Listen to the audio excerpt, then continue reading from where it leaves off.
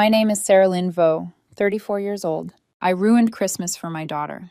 That's the sentence that keeps circling, not because it's the truth, but because it's the version my guilt uses to keep me awake. I brought Lily into that house even though every winter of my life had warned me what waited there.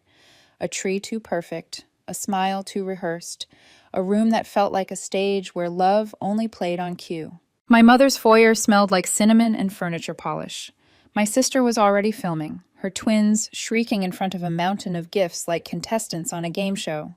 My father had that gleam in his eye that means the liquor was poured long before coffee. No one said hello to Lily, not even Merry Christmas. She sat beside me on the edge of the couch, clutching a small wrapped frame, the photo she'd printed of her and my dad fishing last summer, the one where he looks like he remembers how to smile. She'd asked to bring it. "So Grandpa won't forget the fun day," she'd said. I told her we were going to Nana and Grandpa's. She picked her dress 2 days early and slept with her tights draped over the bed like good luck. My brother came in late, shot me a look that read, "You already regret this, don't you?" I smiled the way people do when their mouth doesn't belong to them. Then came the gifts. The cousins unwrapped iPads, bikes, limited edition sneakers, personalized art kits. Jewelry my sister pretended not to notice was too expensive for a child. Even the dog had a stocking swollen with treats. Lily watched like a small scientist, polite, patient, hopeful. The room glittered. My stomach didn't. Finally, my mother reached under the tree and pulled out a crumpled package that looked as if it had been stepped on. "Oh, this must be—" "Here," she said, confused, already bored. She handed it to Lily without calling her name. Inside was a cheap plastic horse, one leg broken clean off. Permanent marker scars scribbled along its side like someone had been testing a pen. It looked like the kind of toy that lives at the bottom of a bin at a garage sale, waiting to be thrown away and never quite blessed with the mercy. Lily didn't say anything. She turned it over in her small hands like she was hunting for a secret hinge that would make sense of it. My father chuckled, loud enough to be heard over the twins. "She's not the favorite," he announced. "The real gifts are for your cousins." The room laughed. Even the kids. My sister smirked at me over her phone. My mother didn't blink. She was already reaching for the next box. Lily's eyes filled like someone had turned on a faucet she couldn't find the handle to close. She pressed her face into her palms and made that small sound children make when they're trying not to make any sound at all. I didn't move for 3 seconds, not because I didn't care, because something inside me that had been sleeping for years woke up and stood. Rage, yes. Shame, too. But more than that, clarity, sharp as December air. My brother pushed to his feet. "This is disgusting," he said. "You're humiliating a child." My father told him to sit down and stop being dramatic. My sister rolled her eyes and filmed the dog opening a squeaky toy as if it were a mercy. I took Lily to the hallway, sat on the runner where the light from the window made a gold band across the floor. She kept asking if maybe the wrong gift got mixed up. Maybe hers was in the other room. Maybe Nana forgot where she hid it. "No, honey," I said, pulling her into me. "That's it." She cried harder, face pressed into my shoulder, small shoulders shaking in that way that breaks a parent more efficiently than any argument. That's where the decision happened. Not in the shouting, not in the room's sick laughter. On the hallway rug, with my daughter's breath catching against my collarbone, I found the part of me that had been taking notes all these years every time they handed me family like a bill. The part that knew love does not demand receipts. The part that had been building something quietly while they thought I was just their safety net. When the laughter inside died down, I stood. "Come with me," I told Lily. She nodded, still clutching the broken horse and the wrapped photo. I wiped her face and kissed her forehead. "You and Uncle are going upstairs for hot chocolate," I said, pressing the thermos into my brother's hands when he met us at the bottom of the stairs. He looked at me and, without asking a single question, said, "You're not wrong. You're just late." I walked back into the living room and picked up the 2 tasteful, expensive gifts I'd brought for my parents, the ones I'd chosen with the same care I wished they'd ever offered us. I placed them gently into my bag. My father noticed first. "What are you doing?" he asked, smile already souring. My mother turned with her therapist's face on, the one that says, "Let's label your feelings so we don't have to respect them." I looked at the room. Even the twins had gone quiet, sensing that something important had finally arrived, even if they didn't have the words for it. "I hope you enjoyed your little show," I said, "because I have a Christmas gift of my own." You could feel the room lean. "I won't be working for you anymore." At first, my father laughed, the way men laugh when they think noise can glue a moment back together. My mother softened her mouth into pity. My sister made a face like I'd spilled wine on a rental dress. "Sarah, be reasonable," my mother said. "You're overwrought. It's the holidays." "I'm lucid," I said, "and I'm finished. I've been planning for a year, learning, saving, meeting people who don't think ethics is a punchline. The investor I've been meeting with signed last week. I'm launching a firm. Not in some side lane you can kindly permit me to occupy. Right in your lane. Better model. Cleaner structure. No backroom deals. No nepotism. And certainly no abuse dressed up as tough love." My father stopped laughing. "You don't know what you're talking about," he said, voice dropping into that register he thinks makes grown women into obedient daughters. "You don't have what it takes." I smiled, small and honest. "You only ever liked what I had when it took your weight instead of mine." My mother's face went pale in a single sweep, like someone had erased her blush with a cloth. "Why would you do this to us?" she whispered. "What kind of daughter?" "The kind you taught to work until she disappeared," I said. "And the kind whose daughter you humiliated with a broken $5 toy." My sister finally snapped, wine sloshing in her glass. "Jealousy, plain and simple," she said. "My kids are more successful and you can't stand it." "They're 8, I said. "They get iPads for existing. Lily brought a handmade photo frame and got a lesson in hierarchy." I looked at the twins and softened my voice. "This isn't your fault," I told them. "This is the system you were born into." My brother's footsteps creaked above us. Lily's laugh followed, small and tremulous, like a bird figuring out if it can still fly. "You're ungrateful," my father barked. "You're turning your back on everything we built for you." "I built it," I said. "Every emergency you threw at me like a test. Every late night I fixed what you broke and told me to call it loyalty. You liked me when I was quiet and useful. The second I asked for a raise or time off or basic humanity, I became an inconvenience." They tried to make it a therapy session. They tried to make it about my tone. My mother cried the kind of tears that always came with strings attached. "Worst Christmas ever," she said, waiting for me to apologize for tugging the string. "Not for me," I said. "It's the first one that makes sense." I slid the straps of my bag over my shoulder and let the silence sit. Real silence, not the kind my family uses to punish, but the kind that allows you to hear your own name without flinching. "I'll see myself out," I said. "Don't call tonight. Don't call tomorrow. You can contact my lawyer after the new year." "Lawyer?" my father repeated, as if syllables could be a shield. I nodded. "It's amazing what you can do when you stop asking permission to exist." I turned toward the hallway, and before I reached it, my sister spat one last thing. "You'll regret this, like a curse." I didn't turn around. Regret is for people who don't have a child with a broken plastic horse in their hands, and a mother who can finally recognize the shape of a map out. On the stairs, I paused. The house hummed with the quiet of expensive things. Somewhere in it, Lily was holding a mug warm enough to thaw a small ache. Upstairs, we would pack our coats. In the car, she would fall asleep before we reached the corner. At home, I would carry her to bed and sit there and hate myself for bringing her here. Then I would open my laptop and write the email that ends a decade. It would not be dramatic. It would be a receipt. Behind me, my father called my name the way people call a dog that won't come back. My mother said, "Please," the way some people pray when they don't believe. I kept walking. By the door, I caught my reflection in the glass. A woman I recognized and, for the first time in years, trusted. Outside, the wind lifted the edge of the wreath like a shrug. I wasn't burning down my family. I was walking away from a fire. By the time Lily's breathing slowed into the soft, uneven rhythm of sleep, I was at the kitchen table with my laptop open and the cursor blinking like a metronome for courage. The resignation email wasn't a speech. I'd given those to myself for years. It was lines and facts and dates, final in the way a door sounds when it latches. Effective immediately, I will no longer be available for operations, client relations, after-hours emergencies, or key holder responsibilities. Company property can be retrieved by appointment. Please route all communication through counsel. I signed my name and felt the house exhale. Then I sat there in the hush that follows a storm and waited for lightning to remember me. It didn't. Not that night. Morning brought quiet that felt like a trick. No reply, no rage, just the hum of the refrigerator and the way sunlight found the spot on the floor where Lily always sprawls with crayons.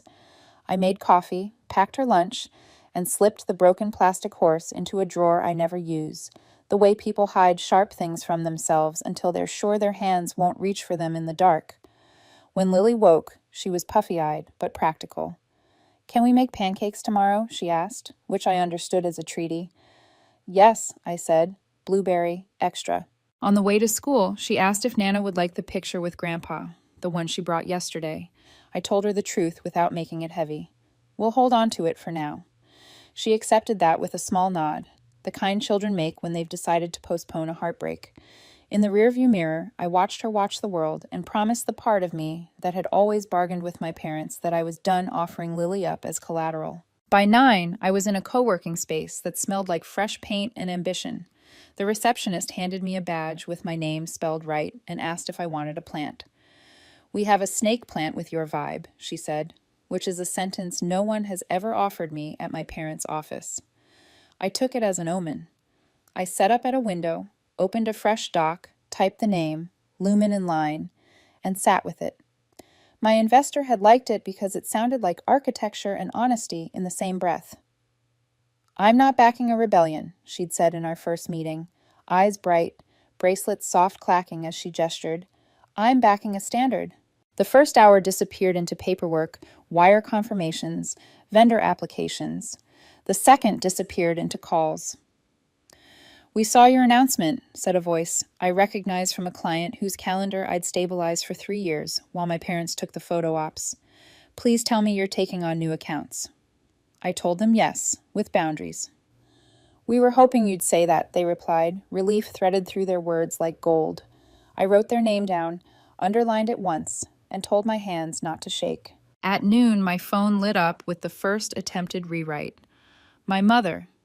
Just checking that you didn't send that email in a moment of emotion. We all say things we don't mean at the holidays." I stared at the screen until my coffee went cold. Then I did the most disrespectful thing in our family. Nothing. Silence, I have learned, is a scalpel, if you're willing to let it cut away the rot. At 1, I met with our designer, a woman with incisive eyes, and a patience that made me want to talk less and deliver more. We picked a palette that didn't apologize for itself, and a logo that looked like truth standing upright. We chose promises I could keep: transparent billing, humane timelines, no urgent unless something was actually on fire. She asked who my first hires would be. I already had a list. People my parents called too sensitive when they meant ethical. People who had left because integrity is a long game and they were tired of sprinting in circles. I sent 3 messages: coffee, catch up, and all 3 replied within minutes, like birds that had been watching the sky for weather. By 2:30, my father finally arrived, digitally. "You're overreacting. You'll regret this. You're not thinking straight." A holy trinity of dismissal, delivered without punctuation, as if grammar were a favor I no longer deserved. I forwarded it to my lawyer with the subject line documentation and went back to the spreadsheet that would determine whether my future could pay my rent. My investor texted at 3. "How did last night go?" I sent back a photo of the empty co-working table with the plant in the corner and the words, "I picked a window." She replied with a check mark and a calendar invite for a weekly standing. "We scale slow," she'd told me, "and we scale right. I'd rather be accused of caution than collapse." By 4, my first team member was in. Priya, project manager extraordinaire, who had once taken a fall for my mother in a meeting because my mother couldn't pronounce the word accountability without choking. "I want to build something I don't have to recover from every Friday," Priya said over tea, and I hired her before the kettle clicked off. We set up a Trello board that looked like a promise: intake, process, deliverable, follow-up.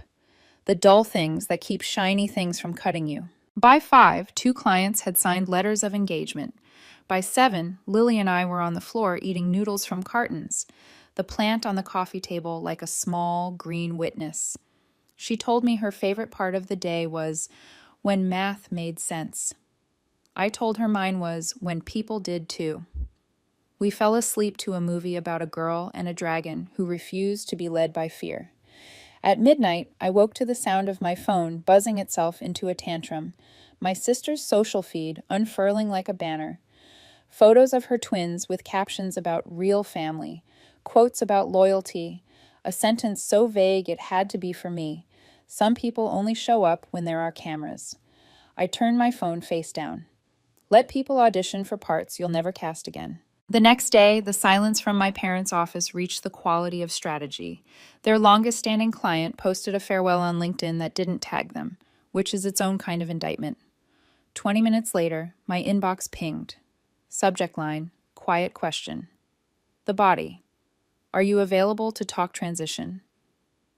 No pressure. Soon. I stared out the window at a sky that couldn't decide if it wanted to rain and whispered an apology to whatever part of me still wanted my parents to earn their legacy. The apology didn't need to be heard to count. The week exhaled into the next. We found a sublease with windows that faced east.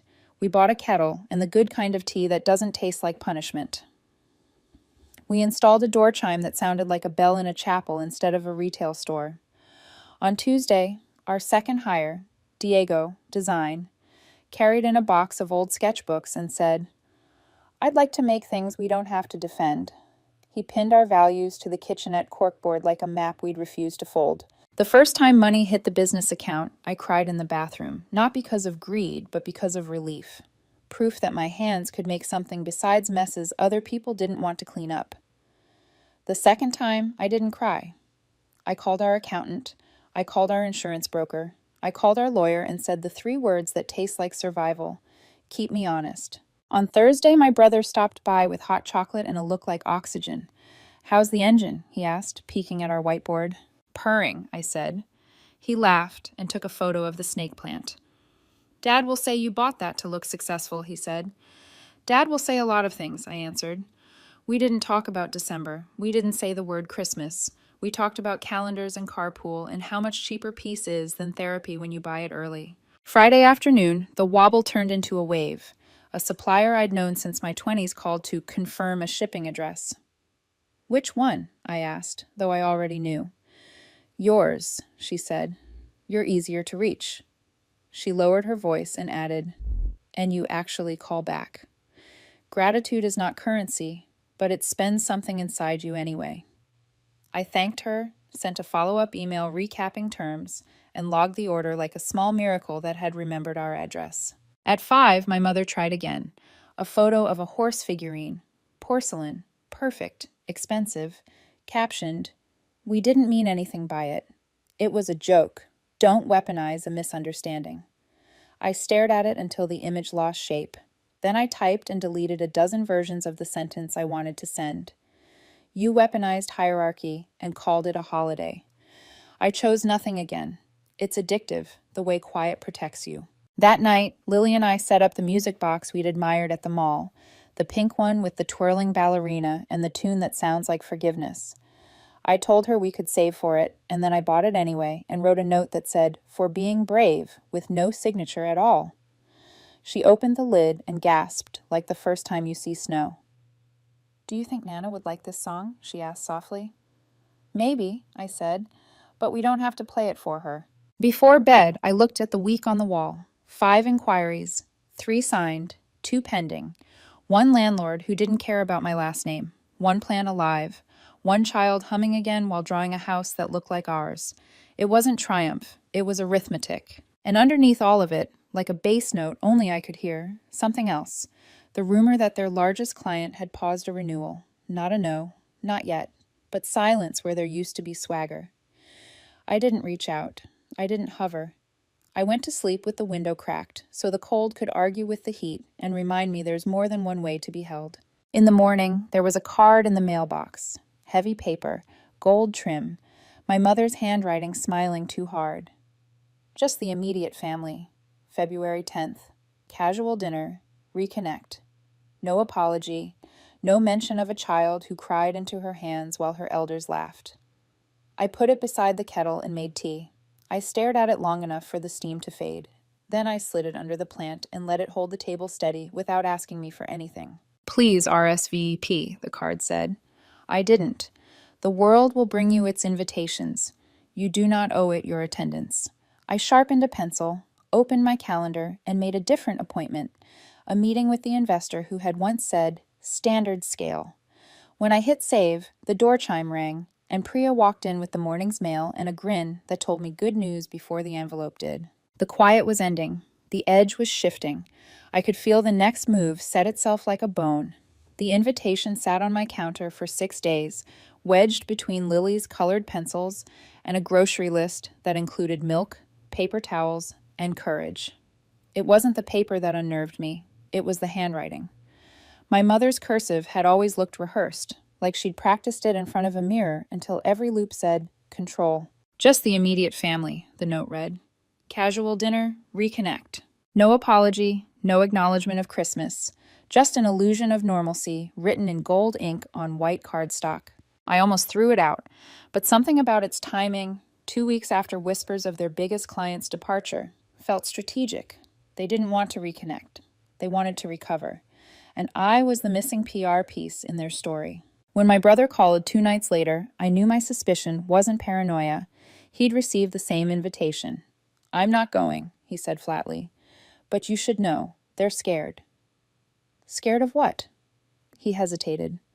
Their oldest client ended their contract. No announcement, just gone. I glanced toward the window where the city lights reflected back like tiny truths. That same client called me last Friday, I said quietly. A pause. Then maybe you should go, he said. Not to make peace, just to watch them sweat. So I did. It was February 10th.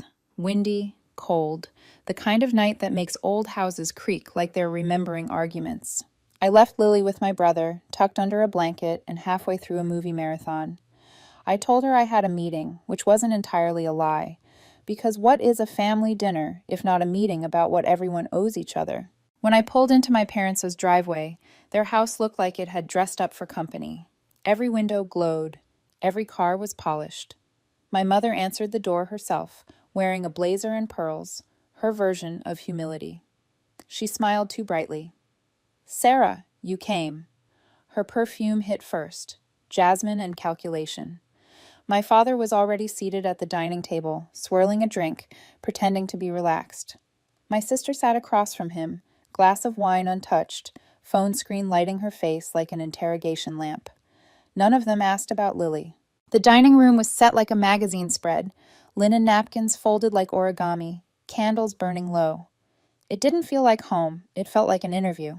For 30 minutes, they played their parts. Small talk, weather, market updates. My mother bragged about some charity gala.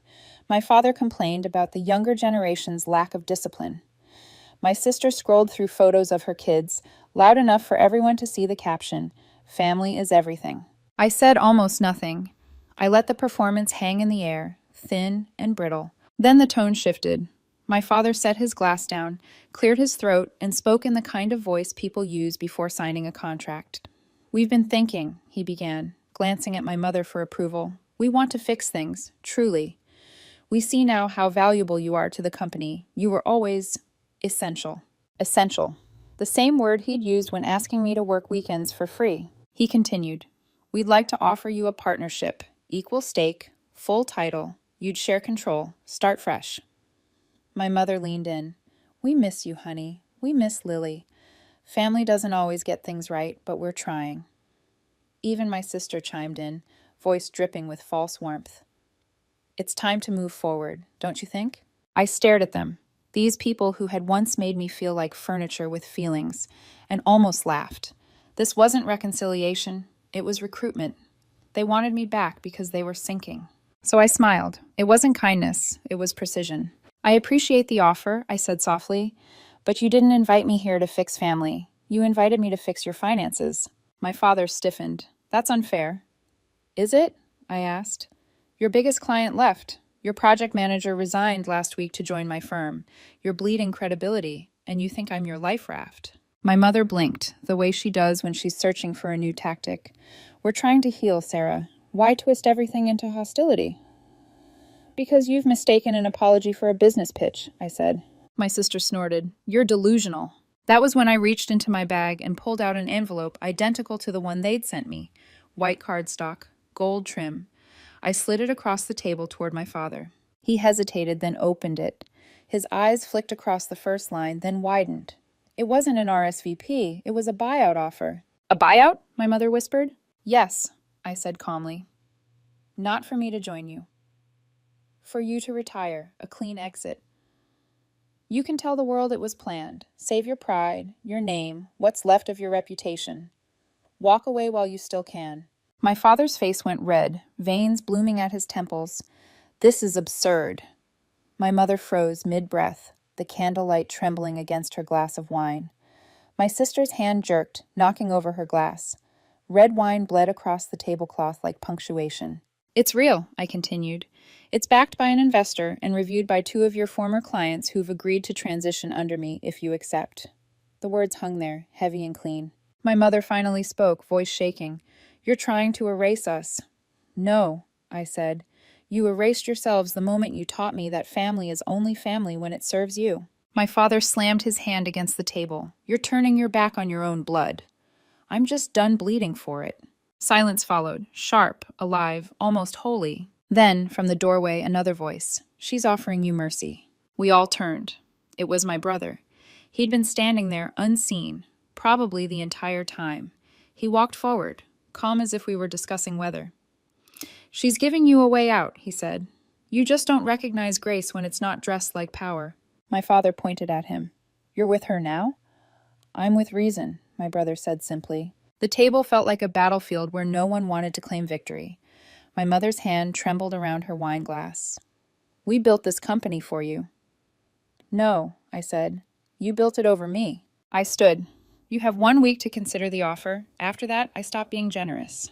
My sister muttered something under her breath, something about ungrateful daughters and ruined families, but her voice was background noise now. The only sound that mattered was the scrape of my chair against their polished floor as I stepped away. My brother followed me to the door. Outside, the wind had shifted, carrying the scent of rain and something cleaner. He walked me to my car in silence, then asked, Do you mean it? Would you really take over the entire company? Yes, I said, but not to win, to protect what's left from collapsing under them. He nodded, thoughtful. Then I hope they say no, because they won't deserve what happens next. I smiled, though it didn't reach my eyes. They never did. I started the engine. The headlights caught the reflection of the house behind me, still perfect, still glowing, still pretending everything was fine. Inside, they were probably already rewriting the story. Ungrateful daughter, storms out, family victimized. Let them. Truth doesn't need witnesses, it just needs time. As I pulled onto the empty street, my phone buzzed with a message from my brother. Whatever happens next, I'm proud of you. I didn't reply. I just drove home, where Lily was asleep on the couch with her pink music box open beside her. The tiny ballerina spun slowly, steady, unstoppable. For the first time, I realized I didn't need closure, I just needed distance. And now, I had both. The week after that dinner felt like standing at the edge of an earthquake, waiting for the cracks to decide where they wanted to spread. Every morning, I woke up before the alarm, expecting some new tremor, a call, a headline, a message from the past trying to claw its way back in, and sure enough, it came. Monday, 8:03 a.m. A missed call from my father. No voicemail, of course. He never leaves evidence. By noon, a text from my mother. Just thinking about you. Maybe we could have coffee this week. Just us. No business talk. The words read like an apology wrapped in bait. I didn't answer. I didn't need to. When people who build their identity on control start sounding gentle, it's not love, it's strategy. That night, my sister posted a picture from their office with the caption, "Some people run from real responsibility." Not subtle, but effective enough to tell me what I already knew. They were rattled. Tuesday, 11:45 a.m. A supplier forwarded me an email. My father had contacted them off the record to ask if they'd heard anything about my new operation. He'd written, "Just trying to protect old relationships from being dragged into chaos." It was such a perfect sentence, condescending, self-victimizing, and cowardly, that I almost laughed. I didn't reply to the supplier. I just forwarded it to my lawyer with the note, "Add to file. Pattern of interference." By Wednesday, desperation had started dressing itself as concern. At 9:15 a.m., my assistant sent a message to my office chat. "Your mother is here, says it's urgent." I looked out through the glass wall and saw her in the lobby, hair immaculate, posture straight, the same posture she used to scold and soothe in the same breath. I walked out to meet her. "5 minutes," I said. She reached for my hand as if we were two old friends caught in a misunderstanding, not a mother and daughter who had declared war in a dining room. "Sarah," she said softly, "can we talk somewhere private?" "This is fine." Her lips pressed into a thin line, the same one she used to wear right before telling me what my tone meant about my emotional maturity. "We've been thinking," she began. "Maybe we handled Christmas wrong. Maybe we let our pride get in the way. Your father wants to make things right. We're willing to adjust the offer." I folded my arms, then talked to my lawyer. She blinked, caught off guard by how little room I gave her to play her favorite role, the mediator. "Lawyers aren't family, Sarah. Neither are business partners who humiliate your child," I said, "and we're not having this conversation in front of my staff." Her mask cracked for a moment, just a flicker, but it was there. "You've changed," she said, voice trembling slightly. "What happened to you?" I smiled, small and steady. "I started treating myself the way I used to treat all of you." She didn't have a comeback for that. She just stood there for a second, jaw tightening, then left. I watched her walk out through the glass doors, and for a brief moment, I almost felt sorry for her. Almost. Thursday morning, my phone buzzed nonstop. My sister was in full meltdown mode. She posted a long, unpunctuated rant on social media about fake women who betray family for fame and money. 5 hashtags. One of them simply said, "pathetic." It might have been funny if it wasn't so familiar. But the surprise came in the comments. Buried under the noise, someone from our parents' business world, one of their old partners, wrote, "Actually, Sarah was always the one we trusted." Just that. No emojis, no defense, no argument. It stayed there for everyone to see. Friday morning, my investor forwarded me an audio file with a note. "You'll want to hear this." It was a voicemail, my father's voice, crisp with fake calm, left directly on her number. "I'm just trying to protect my daughter from herself," he said. "She's not ready to lead anything, let alone a company. She has a history of emotional outbursts, of burning bridges. I wouldn't want you to regret your association with her." He even added, "I'm saying this out of love." When the recording ended, I sat there for a moment, feeling something colder than anger. Then I read the rest of my investor's email. "He sounds scared. That usually means you're doing something right. Pressure makes diamonds. Also, flowers incoming." And she was right. By the time the bouquet arrived, I was done shaking. I wasn't angry anymore. I was focused. Saturday passed quietly. Too quiet. No calls, no posts, no urgent messages. Just an email time-stamped 11:57 p.m., 3 minutes before the 1-week deadline I'd given them. Subject, "We're not ready to sell." After much discussion, we've decided to continue running the business ourselves. Legacy matters, and we believe the company deserves to stay in the family.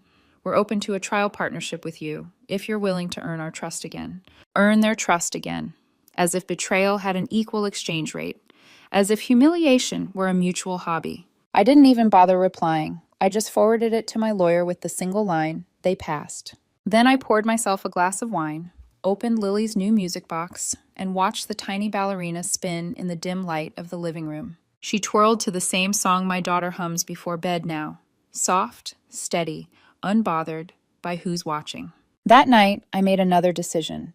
If my parents wanted a legacy, they could keep it. I was done fighting for a seat at their table when I could build my own. Sunday morning, I called my brother. He didn't even say hello. "So?" "They declined," I said. "Of course they did." "You sound disappointed." "I'm not," he said quietly. "I'm tired." Then he hesitated. "I want out too, Sarah." The sentence landed like the first crack of spring ice. He went on, "I spent years trying to balance them, trying to keep peace for you, for me, for everyone. It's eaten me alive. I'm done being their translator. I'm done working for people who use family as camouflage." "Are you serious?" I asked. "Send the paperwork," he said. "You've got space for me, right?" "Always." That afternoon, he came by my office. We sat side by side while I drafted his consulting contract. When I handed him the pen, he stared at it for a long second. "Feels like freedom," he said. "It is," I replied. By Wednesday, his resignation hit our parents' inbox.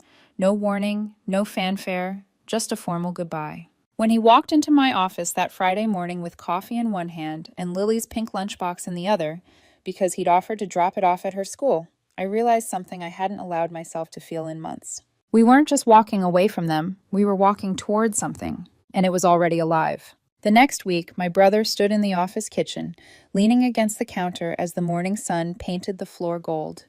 "It's strange," he said, "not waking up with that pit in my stomach, not checking my phone for Dad's number." "Freedom feels heavy at first," I said. "You're not used to carrying it." He smiled, almost boyish. "You know what's funny? I don't even want revenge. I just want quiet."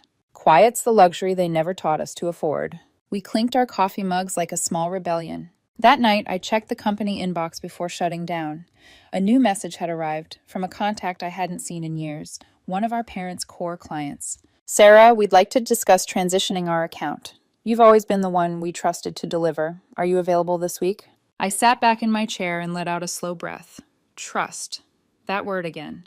The very currency my parents had bankrupted. It wasn't revenge knocking on my door. It was momentum. And momentum doesn't ask for permission. The email from that client stayed open on my screen for a full minute before I moved. Not because I didn't know what to say, but because I wanted to feel the weight of what it meant. It wasn't about money. It was about recognition.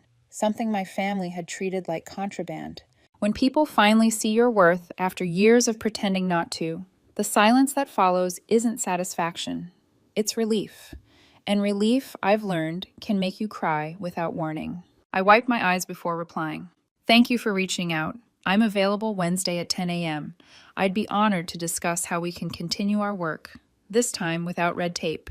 I hit send and sat there, staring at the blinking cursor until it looked like it was bowing. Wednesday came gray and cold, the kind of day where everything feels fragile. The meeting was held at a downtown cafe, neutral ground, the client's suggestion. She arrived early, same as me, coat folded neatly over her arm. We didn't start with business. We started with honesty. "I want you to know," she said, stirring her tea, "this isn't about taking sides. It's about respect. Your parents stopped earning that a long time ago." Her words came out gentle, but they cut clean. "They were once good," she continued. "Then they got comfortable. The kind of comfortable that mistakes compliance for loyalty. You, though, you cared. You showed up, even when you shouldn't have had to." I didn't respond right away. Sometimes gratitude is too big for your mouth. She leaned in slightly. "Their contract with us ends this month. We'd like to transition to you, quietly." Quietly. That word again. It's how truth always starts. "I can handle that," I said. She smiled like she'd been holding that smile for years. "I know you can. You already were." By the time I returned to the office, my brother was pacing near the window, phone in hand. He looked up. "You got it?" I nodded. He grinned, but there was no gloating. Just pride and something gentler. Relief that maybe all those years hadn't been wasted. We spent the next 2 days drafting transfer paperwork, carefully, methodically. Our lawyer reviewed every clause twice. We didn't want fireworks. We wanted closure. When the signatures came through on Friday afternoon, the first client under Lumen in line officially replaced one of my parents' cornerstone accounts. The moment wasn't loud, but it was seismic. The kind of quiet that hums through your bones. The shift rippled faster than I expected. Suppliers who'd once ignored my calls now reached out directly. Designers and coordinators started sending inquiries. Even my parents' former project manager joined our team, an email arriving at midnight that simply said, "Ready to work where integrity still means something." My brother printed it out and pinned it to the corkboard. He labeled the section Proof of Concept. At home, Lily hummed again. Not the hesitant hum of a child afraid of being too loud, but the kind that filled a room without apology. Her drawings changed too. Gone were the small, careful hearts tucked into corners.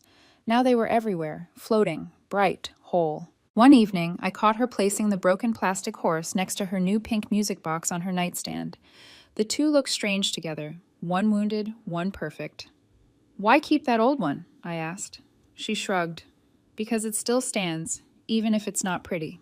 I kissed the top of her head and turned away before she could see my eyes blur. Children understand survival better than we do. A week later, a bouquet arrived at my office. Lilies, my mother's favorite. No card. Just a folded note that read, "Let's fix this before it's too late." I didn't need to ask who sent it. I could hear her tone in the handwriting. I dropped the flowers straight into the trash. My assistant, startled, asked if I was sure. I'm allergic, I said. And maybe I was, just not to pollen.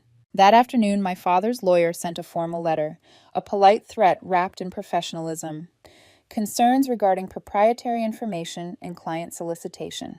I laughed out loud. I hadn't solicited anyone. They'd come to me. Their arrogance couldn't imagine a world where people chose integrity over intimidation. My lawyer responded within an hour. Ms. Vo has acted transparently and within legal bounds. Any further contact outside counsel will be treated as harassment. The letter shut them down. Completely. The next day, I learned their company had quietly lost 2 more accounts. One of them had already scheduled an introductory meeting with us for the following week. Saturday morning, Lily woke up early. We had a ritual now. Pancakes, cartoons, sunlight through open curtains. She flipped the pages of a coloring book and asked, "Mom, do Nana and Grandpa still hate us?" I froze for a second. Children have a way of asking questions that cut the air clean. I met her eyes. They don't hate us.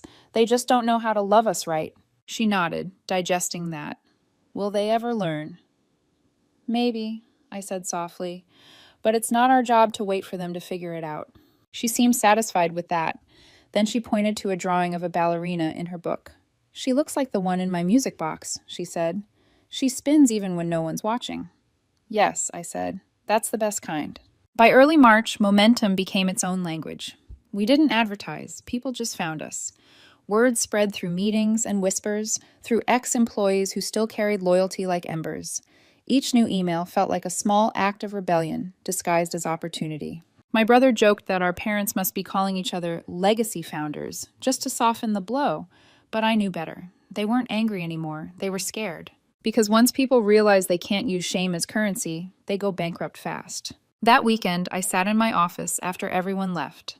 The city lights glittered through the windows. On my desk sat the broken horse Lily refused to throw away, next to a framed copy of our first signed client agreement. 2 symbols, one of endurance, one of beginning. Maybe survival isn't about erasing the past. Maybe it's about learning how to outgrow it. When I finally shut off the lights, my reflection caught in the glass. I didn't look triumphant, just steady. And steady, I've learned, is rarer than happy. As I locked up, my phone buzzed once, another email. This one from my father's address. We've seen the news. Congratulations on the new accounts. For what it's worth, I never wanted things to go this far. No signature, no sincerity, just another performance trying to rewrite the third act. I didn't respond. Some silence deserves to stay permanent. Because peace isn't a gift they can give me. It's the one I built myself. By mid-March, their silence felt less like defiance and more like surrender. The messages stopped, the threats stopped, even the gossip slowed. What was once constant noise had turned into static. My brother and I would meet every morning before the rest of the team arrived, coffee in hand, sunlight crawling across the office floor like a slow revelation. He was lighter now. There were color and laugh lines in him again, the kind that only appear when someone finally remembers what it's like to breathe without permission. "Do you ever think they'll apologize?" he asked one morning, half smiling like he already knew the answer. "Maybe," I said. "But if they do, it won't be because they're sorry. It'll be because it benefits them." He nodded, quiet. I can live with that. We had enough work now to keep 10 people busy. Our phones buzzed constantly. Referrals, inquiries, collaborations. Half the names came from the same network that used to bow to my parents. The irony wasn't lost on either of us. When our latest client walked through the door, a logistics firm my father had courted unsuccessfully for years, I knew the shift was irreversible. The world had noticed the difference between intimidation and integrity. And it had chosen. 2 weeks later, my lawyer called. "Thought you'd want to see this," she said, forwarding a court notice. My parents had filed a small claim for interference with contractual relations. It was flimsy, more symbolic than legal, a last attempt to assert dominance. A letter to the world saying, "We're still in charge." Our response dismantled it in 6 paragraphs and 2 exhibits, emails showing clients initiating contact with us, affidavits from ex-employees attesting to their mistreatment. Within days, the claim was withdrawn, not dismissed, withdrawn. A white flag folded into legalese. My lawyer called it victory. I called it Tuesday. Around that same time, my sister posted again. A photo of her family at brunch, smile tight, captioned, "Real family stands together no matter what." The comments weren't what she expected. Most ignored her, but one stood out, a reply from an old partner of my parents. "She's always been the one we trusted." No argument followed, no defense, just truth, sitting quietly in public, refusing to move. My brother saw it first and sent me the screenshot with a single word: karma. I didn't reply, because it wasn't karma. It was consequence, slow, inevitable, earned. By April, my parents' company began showing visible cracks. Clients trickled away, suppliers stopped prioritizing them. My father's name started disappearing from event rosters he used to headline. They were still standing, but hollow, echoes instead of empire. When the news finally reached me that they were negotiating a partial sale of their firm to an outside buyer, I felt no joy, no vindication, just quiet understanding. The fire they'd lit had finally burned through everything they'd built on pride. That week, I sent them an email, short, formal, a proposal, not to save them, but to protect the people still working under them. If you transition the remaining accounts to us, we'll guarantee all staff retention. No one loses their job. No one gets left behind. Consider it my final courtesy. No response ever came, but 2 months later, through industry whispers, I heard that the buyer had offered almost exactly what I had. They'd accepted. I couldn't even be angry. In a way, they had chosen my offer after all, just under someone else's name. Life after that didn't become perfect. It became real. Our office grew noisy in the best ways, laughter echoing off the walls, phones ringing with purpose, the smell of coffee strong enough to feel like a promise. We hired 3 more people. My brother took charge of operations, thriving in the structure he used to drown under. Every Friday, he'd look around and say, "I can't believe peace sounds like this." And every Friday, I'd answer, "You earned it." At home, Lily built her own rituals of healing. She planted seeds on the windowsill, tiny shoots that leaned toward the light, stubborn and brave. She stopped asking about my parents. Her laughter returned, fuller now, unguarded. When she smiled, she looked nothing like the girl clutching that broken plastic horse on Christmas morning. One rainy evening, as thunder rolled outside, she asked, "Do you think Nana and Grandpa will ever say sorry?" I paused, drying the dishes. "Maybe," I said, "but it doesn't change what we have now." She thought about it, then nodded. "We're okay," she said simply. And she was right. That spring, my brother surprised me with something. He'd taken the broken toy horse and had it restored, still small, still imperfect, but whole again. The cracks were sealed in fine gold resin, bright against the dull plastic. "Japanese call it kintsugi," he said. "Fixing broken things with gold, so you remember where the light got in." I placed it on my desk next to a framed photo of Lily and me outside our office on opening day. 2 survivors, smiling in sunlight that didn't need permission to exist. When May came, I drove past my parents' building for the first time in months. Their logo had been replaced with the new buyer's name. The letters were sleeker, the glass facade polished. But beneath the shine, I could still see the ghosts. Every late night, every argument, every apology I'd swallowed. I didn't stop. I didn't need to. Because that building wasn't my history anymore. It was my origin story. And origins are meant to be left behind once you learn how to walk on your own. At our next company meeting, my brother announced that our team had hit a milestone. Our 20th client, triple our projected revenue, 0 debt. The room erupted in applause. Someone popped a bottle of champagne, and Priya taped a hand-drawn sign to the wall. "Freedom looks good on us." She wasn't wrong. That night, after everyone left, I sat by the window in my office, city lights reflecting like quiet constellations. I thought about how far we'd come, the broken toys, the betrayal, the laughter we had to rebuild from scratch. For the first time in years, my heart didn't race when I thought about the past. It just rested. I looked down at the little gold-lined horse and realized it was more than a reminder. It was a map. Every scar, every fracture, every moment I thought would destroy me, all of it had pointed me here. Lily's laughter floated down the hallway from the reception area. She was helping my brother organize files, humming her ballerina's song. Our song now. I turned off the lights and whispered to the dark. This is what family feels like. Not the one that demanded loyalty, the one that offered peace. And peace, I decided, was the only inheritance worth keeping.